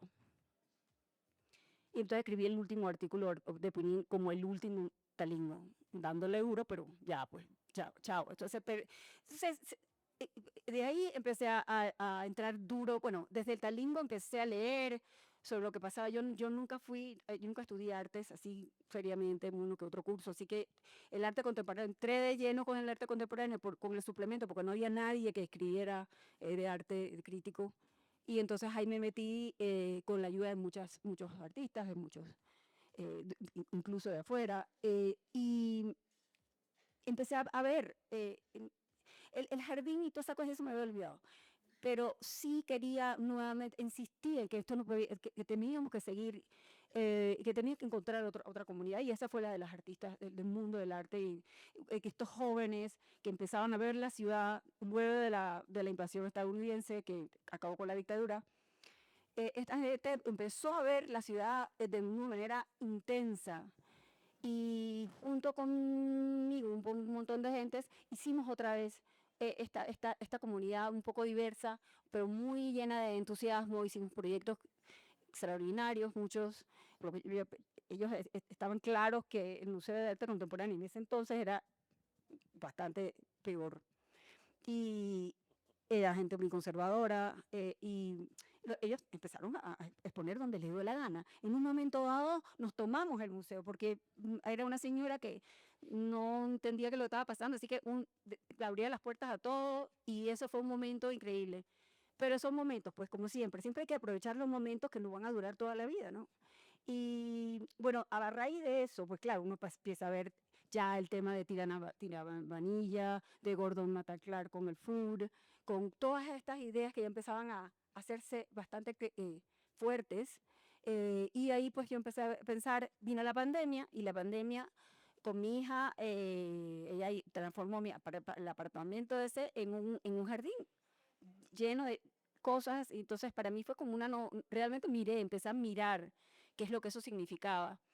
Y al final de la pandemia, mi hija se fue a un jardín, ya está metida en las tierras altas con miles de animales y feliz. Entonces digo, con esto, pero no tiene una comunidad, digamos, de pensamiento que está tratando de formar allá metido en el fin del mundo. ¿Me voy para allá o no me voy para allá? No sé. Pero lo que sí empecé a ver también es que estos proyectos como el tuyo, esta maravillosa María Teresa Hincapié, que hizo esta aldea escuela en Santa Marta, en la Sierra Nevada de Santa Marta, usando el cuerpo, porque ella decía siempre, el arte muerto no me gusta, el único arte que considero válido es el cuerpo mío, ¿no? El cuerpo nuestro. Entonces allí hizo, la residencia era trabajar en el bosque, trabajar, cuidarlo, porque eso me acuerdo que sí, perfectamente puedes cuidar el bosque allí, que tú tienes todo de ahí. Yo diría que te vayas para allá, porque está precioso y es un espacio increíble. Y no está, bueno, de acá un poquito, ajá. Bueno, sí, sería genial, genial. Lo vamos a visitar sin duda. Pero sí, la idea entonces es, bueno, sobre todo, bueno, es ser un lugar apartadísimo, con gente trabajando, gente pensando y haciendo arte, entre los bosques, en todas las cosas. Pero la que más me ha llegado, tú porque estás cerca, pero Cusicanqui, justamente, Silvia Riera, tiene lo que llama el tambo. El tambo es espacio político-cultural. O sea, aquí estamos hablando directo, está el arte, está la huerta con el maestro Gabriel, que está considerado ya igual que los filósofos, que va gente de todos lados, y tiene esa filosofía que se llama Cheye, que algo así se pronuncia, pero se escribe completamente distinto. Y es eso, el concepto del abigarrado, de que no tenemos que digerirnos en una especie de multiculturalidad, que es lo que es, a fin de cuentas es una integración, una voluntad de integrar para, para, para domesticar. Es decir, no hay necesidad de eliminar la tensión, no hay necesidad de fundirse en nada, sino desde todas las diferencias radicales, tratar de hacer algo, ¿no? Ella lo pone como, me parece que Sheye es como una especie de gris exacto, que en realidad es como el impresionismo de Seurat o algo así, que parece unificado, pero cuando lo vas a ver de cerca, es una especie de piedra mineral, que en realidad el gris se conforma de negros y blancos. Y entonces todas esas ideas, ella dice que hay que hacerlo cotidiano. O sea, yo pienso, de lo mejor pienso, es no cuando leo, no cuando, nada, es cuando cocino. Ahí rumiando y rumiándome, haciendo toda esta comida aymara. Me parece que ella dice, bueno, es ahí cuando, viendo el huerto, todos tienen que trabajar el huerto, igual un poco como en Hincapié, pero algo nicho más, digamos, pensado para la resistencia, pensado para unir y no ser digeribles por el Estado, como dice, la pesadilla de las luchas feministas, la pesadilla de las luchas indígenas, la pesadilla de los tratados de libre comercio, eso, que no saben qué hacer. Y esas luchas hay que mantenerlas duras, porque es como una piedra que no pueden digerir y no digerir nunca. Y esa la sacaron de la universidad y es ahí donde vino a hacer su huerto, también en su casa. Y realmente ya dan ganas de irlo a ver también y de sentir un poco eso. Pero bueno, eso es lo que quería. Nada más terminar un poco porque es muy curioso. Ella tiene hay un, digamos, aforismo aymara que pasé toda la mañana tratando de pronunciar, pero no lo logré. Kipnaira untasis sarnacapa. ¿Qué? Ujú. Pero Kipnauda ella explica que es curioso porque el idioma aymara es metafórico, es decir, pareciera que muchas de sus palabras, que también lo he visto en otra, tratando de un poco entender esa cosmovisión, Kip es espalda y futuro a la vez. Y Naya es el pasado, pero es mirar. Es decir, que tú miras al pasado como el ángel de la historia de Clee y de Benjamin, pero hoy vemos una diferencia radical. Es decir, tú tienes que, así, Isarna capa X, es caminar y vivir a la vez. Significan, o sea, exacto, y que no puedes vivir sin caminar, sin ir adelante, pero no puedes verlo. Tú tienes ahí, entonces ella dice que ha hecho un pequeño exégesis diciendo que el futuro, como está en la espalda, el futuro y la espalda es la misma cosa. El futuro está atrás. Entonces dice, podemos meterlo en una bolsa porque el futuro es todo y tengo que entregar el trabajo no he terminado la charla. Todas estas cosas son el futuro. Déjalas en esa danza y vive tu presente como puedas. Y tienes que, como el pasado y mirada es la misma palabra, el pasado está ahí. Tú tienes que mirarle, no olvidarte del pasado. Tú caminas, el pasado te va a decir qué hacer, ¿no? Eso está en muchas cosmovisiones en el continente. Pero es lindísimo esa idea, pues, de que entonces, con la mirada al pasado caminas y vives. Es decir, tienes que vivir. Deja ese futuro para allá y vive pensando, sí, que está ahí el futuro y que hay que pensar en él, pero no es lo prioritario. Entonces, lo interesante es que tú tienes el ángel de la historia de Clee, que Benjamin interpreta como un ángel que tiene los ojos desorbitados, que los tiene, y está asustado, porque está mirando una historia, está mirando también el pasado. No puede mirar el futuro, porque el paraíso, como dice él, el paraíso y el progreso son lo mismo. Es decir, el progreso es, no mira el pasado. Nosotros vamos bien. Pero lo que está guiando el ángel es ruina tras ruina tras ruina. Hablemos de la ruina de nuevo, pero que está guiando al cielo. El pobre ángel, con ese viento que le tiran para arriba, no puede mover las alas. O sea que no puede hacer nada. Está ahí prostrado en una eterna, en un eterno miedo. Entonces la diferencia entre la Aymara, en esta visión Aymara que dice, nada de eso, el pasado nos va a dar. Sí, claro que hay ruinas y hay desastres, hay cielo de eso, pero allí está la esperanza y como dice una canción colombiana, el oro, podemos vivir sin oro, pero sin esperanza no. Ustedes se acuerdan, no me acuerdo cómo se llama, pero bueno. Y eso es lo que quería nada más decir, que tenemos que volver al jardín. Lenin, que la cita, Lenin que Silvia dice, antes de quedarse Lenin como el poder, dijo la cosa muy bonita que decía, los sueños, hay que creer en los sueños, pero los sueños los tienes que creer de verdad, y mirar cada día la realidad y cotejarlo con los sueños que tienes. Pero si lo haces concienzudamente, lo vas a lograr. Es la única manera. Creer en los sueños, pero no así, sino todos los días. Como que te escuchaba y se me ven a la mente varias situaciones. Una es como aprender a vivir en la diferencia. Radical. Y que aprender a vivir en la diferencia es aceptar alianzas inconcebibles. Bueno, hay una que no se puede. Hay unas que no se pueden, pero alianzas inconcebibles justo con una conciencia antirracista de clase, a pesar de que nos marque una diferencia tal vez racial, podemos llegar a ciertas complicidades para lograr ciertos momentos y ciertas temporalidades de libertad, como decía Elena, crear ciertos espacios justo, digamos, íntimos, domésticos, donde se está justo cosiendo una afectividad, crear investigaciones que también acompañan memoria y disputan el espacio público, crear espacios de información o de crítica a pesar de las diferencias de las personas que estemos integradas en ella, pero también entender que vivir en diferencia es aprender a lidiar con la incomodidad y aprender a lidiar con los conflictos. Creo que también estamos en un momento en el que se nos han despojado de las herramientas para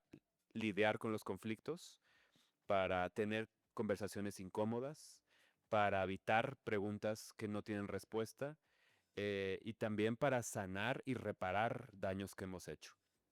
Creo que he escuchado cuando decías el abolicionismo, una de las grandes, digamos, tareas pendientes que tenemos en Latinoamérica. En Argentina lo tienen un poco más trabajado, es el pensamiento antipunitivo, justo pensando en ese imaginar futuros, soñar con la abolición de las fronteras, soñar con el fin del totalitarismo, soñar con la muerte de Trump, Netanyahu, Bukele, Milei, este, No te olvides de Vance, es peor que el otro.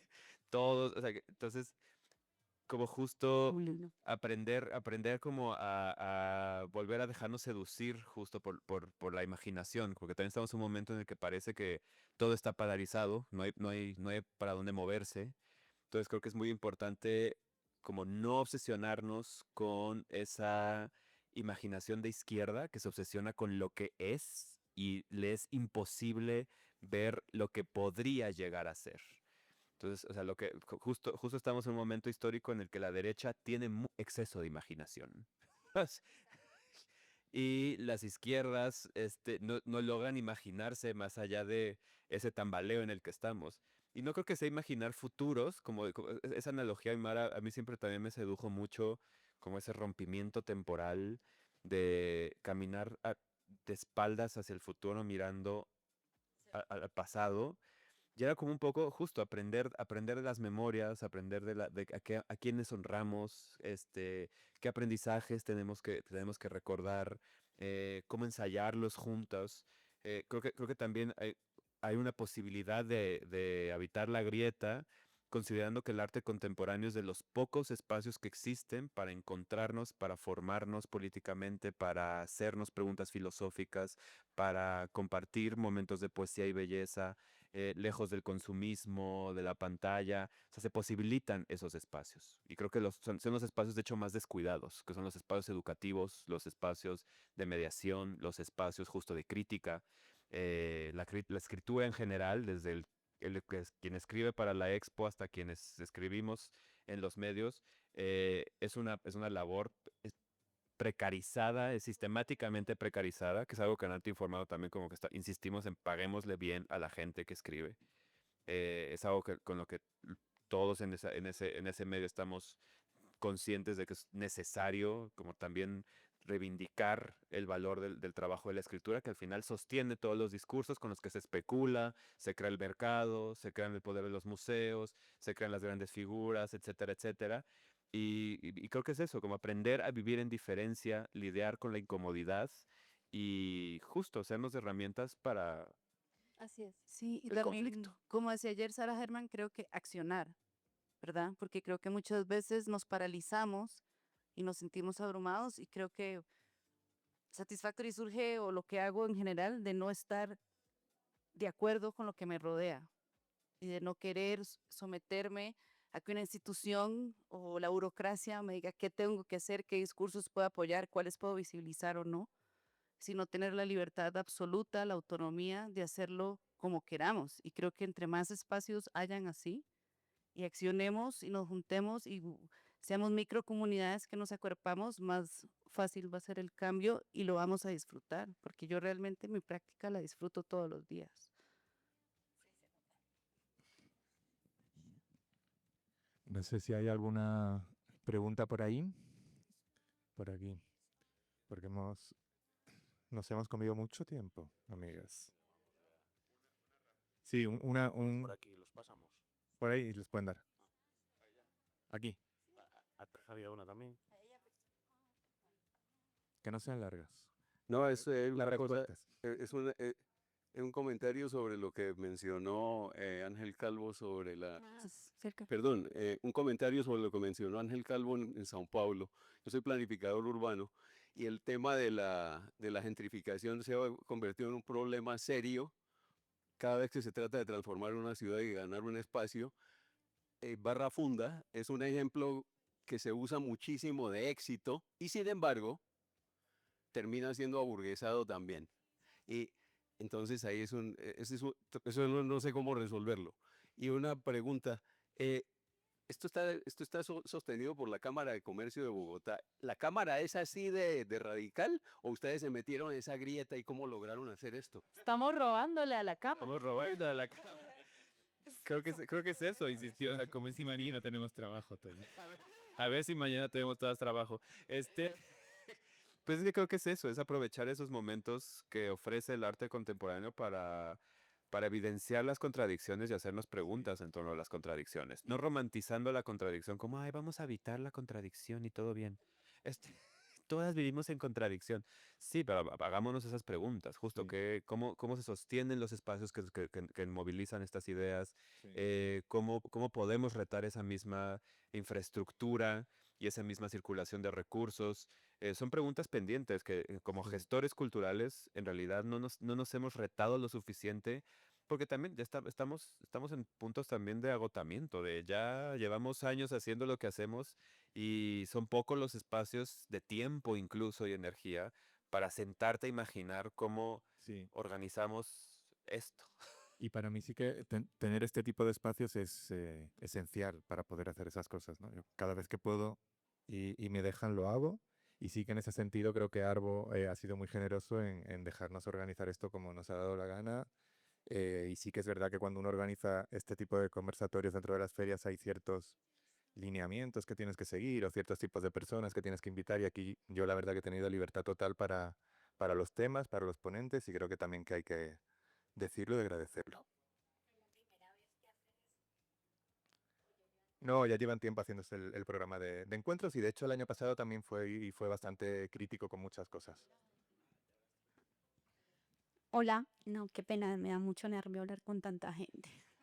Bueno, mi intervención fue porque me fui a ver otras exposiciones y dije, no, tengo que decir algo porque no me... Y fue acá Diego, creo que se llama Diego, y yo creo que la institucionalidad o lo que ustedes hacen a través del arte es la solución. No, no la solución, ayuda mucho para lo que está pasando hoy en día. Y la verdad, para mí el arte pienso que es desde un privilegio. Por ejemplo, la ruralidad, los pueblos o las personas que no optan por visitar un museo o por ver el arte.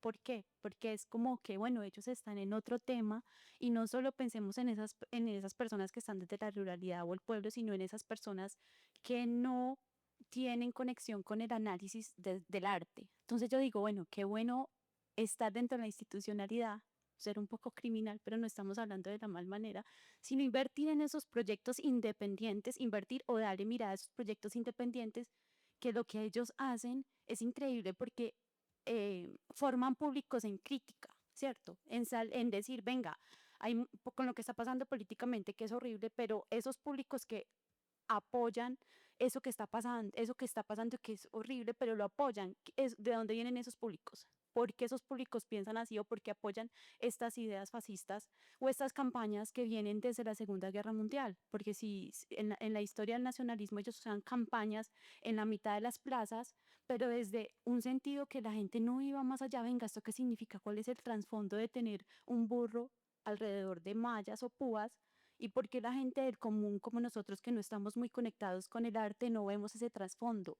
El arte es la posibilidad de análisis profundo y yo creo que todas las personas que están, pues para mí me parece maravilloso, en ese mundo, deberían de abogar desde donde estén por educar personas en ser más críticos y analíticos. O sea, siempre debería de pensar eso. O sea, yo veo, no sé, para mí cualquier expresión artística, sea radio, sea escultura, sea pintura, lo que sea, es humano y es hermoso porque viene desde la creación humana. Entonces, para mí es como, bueno, hay una grieta horrible hoy en día, pero el arte y esas instituciones que pueden ahogar desde alguna manera que se inventarán ustedes, no sé, pueden cambiar y hacer la diferencia, más que otros como nosotros. Yo, algo que quisiera decir sobre eso es, bueno, todos tienen la capacidad de analizar y también me encantó lo que decía Diego de la situación material de las cosas y cuando dijiste eso me hizo pensar que, voy a hablar desde mi contexto, Trump ganó porque él armó una coalición multirracial de clase media trabajadora que los demócratas no pudieron. Entonces, estoy pensando en como, ok, sí podemos ir a los museos y pensar y estar con arte, pero si no cambiamos las situaciones materiales, si no hay comida para comer antes del museo, si no hay bus para llegar al museo, si no hay infraestructura, ¿qué es el museo, verdad? Entonces creo que más allá de la capacidad del pensamiento es la situación material y quizás nosotros no las podemos cambiar, pero creemos temporalidades y a veces esas temporalidades como uno de los shows que hice de los trabajadores ambulantes. Yo estuve ahí el día que llegó un miembro del Senado y vio la exhibición y dijo, ay, yo no tenía ni idea de esto, les quiero dar $100,000. Entonces, a veces sí pasa y quizás hasta cuando lo hablé como que le quité el mérito a la cosa, hablando que la temporalidad, pero sí, los cambios materiales, sin eso no tenemos nada. Yo quisiera agregar nomás como una cosa breve, Diego, breve. Breve, breve, breve. Lo prometo, breve. Este, eh, creo que también tenemos una tarea de descentralizar la idea de que solo en el arte profesionalizado existe la capacidad creativa y la capacidad de pensamiento crítico. Eh, en realidad, toda persona en este planeta tiene una capacidad creativa y en realidad personas que viven en la ruralidad, personas que viven alejadas tal vez de los museos, el Cubo Blanco y las galerías, tienen sus propias formas de hacer arte. O sea, la cocina es como es arte. Bailar, arte. Bueno, de hecho, ahora, digo, pensemos en la última Bienal de Venecia, la cantidad de artistas que había y que están hoy en día en las instituciones, que hace 10 años o 15 no estaban en ningún sitio y solo estaban en sus comunidades. En sus comunidades. Entonces, o sea, está habiendo una transformación también, que también hay que pensar con mucho cuidado cómo eso está entrando al espacio artístico, cómo eso regresa después de pasar por el espacio artístico. Y en buena medida este arte indigenizado, o sea, estas exposiciones y bienales indígenizadas, es porque hay que ampliar el mercado también. Sí, hay una Cuidar con trampa ahí, eso, hay una ¿verdad? trampa ahí. Y sí, hay una tarea pendiente justo o sea, la extrema derecha está muy bien organizada. Dan charlas a adolescentes en las secundarias, en las preparatorias, los algoritmos ellos los poseen. Vaya, o sea, hace más de 2 semanas en la Ciudad de México, en el CCH, que es una de las escuelas públicas de la Ciudad de México, hubo un asesinato de un estudiante a otro y de un estudiante que se afiliaba con el movimiento Red Pill, con el movimiento neoconservador ¿cómo es? El Red Pill es un movimiento de masculinidad totalmente violenta que cree que el feminismo les quitó toda potencia, atracción, entonces su misión en la vida es básicamente de kamikaze. Entonces estamos llegando a un momento en el que sí hay una tarea pendiente de saber cómo podemos desbordar los mismos espacios del arte para tener un mayor alcance y tener una posibilidad de disputar ciertos discursos y cierta circulación de vocabularios políticos. Sí. Buenas tardes. A mí me da la idea en ese momento que pueden ustedes aplicar es de llegar en cada país donde viven ustedes, incluyendo acá en Colombia, llegar a todos los ciudades o lugares recónditos y mostrar el arte. No sé si lo hacen. Es una tarea que es compleja. Yo creo que en realidad lo que tú comentas, lo que comentabas tú antes, y creo que en realidad aquí básicamente estamos exponiendo casos muy pequeños. Yo he de decir también que antes hablaba del deseo y de la urgencia. Yo hablo desde una urgencia totalmente distinta al resto de proyectos que se comentan hoy aquí. Yo efectivamente vengo de España y yo os estoy hablando pues de un artista que se murió en el 2006 muy joven y que su familia de una manera o de otra pues vela porque eso hay una parte de un componente de cariño, pero yo entiendo que trabajo desde otra urgencia, por lo menos en este caso. Pero yo creo que que no se trata tanto de fijar en X personas, pues a ver si vamos a... Porque, por ejemplo, ahora cuando escucho lo de las ruralidades y tal, mi familia es de un lugar minúsculo, de una aldea, y gran parte de mi familia paterna vive pues de la huerta y de criar vacas y cerdos y gallinas.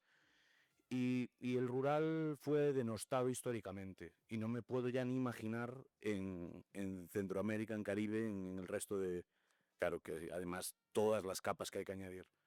O sea que en realidad eso de acercar el arte al resto del pueblo tiene un componente también muy paternalista. Y es que también muchas veces pues quizás seamos nosotros que nos tenemos que acercar a otra gente más que acercar lo que nosotros hacemos. Porque yo lo entiendo así, o sea, yo vengo de una familia que a día de hoy yo soy un turista en una aldea que está a 13 kilómetros de la villa donde yo vivo. Yo vivo en Madrid, pero soy de un lugar de 20.000 habitantes. Y sin embargo yo me siento un turista a 13 kilómetros. Entonces yo creo que tenemos que pensarlo desde otro lugar, que no, el arte no es el centro del universo. Los artistas pueden ser facilitadores en esa ruralidad y hacer ver a gente de ese pueblo, a mujeres y hombres y niños que tienen una capacidad creativa, que ya la están usando, que eso es también arte. Y eso lo hacen muchos curadores, escritores, artistas en varios puntos del mundo, como Claudia Alarcón, por ejemplo, con el pueblo wichí con las mujeres del pueblo wichí de Salta, por allá del norte. Eso es una maravilla lo que están haciendo. Bueno, yo creo que ya quédense a la siguiente charla. Sí, tengo otra charla ya, tengo tiempo de ir al baño. Muchas gracias a todas y a todos. Gracias Adrián, gracias Ángel, gracias Elena, gracias Erika, gracias Diego. Ha sido un gusto, un placer. Gracias a todos.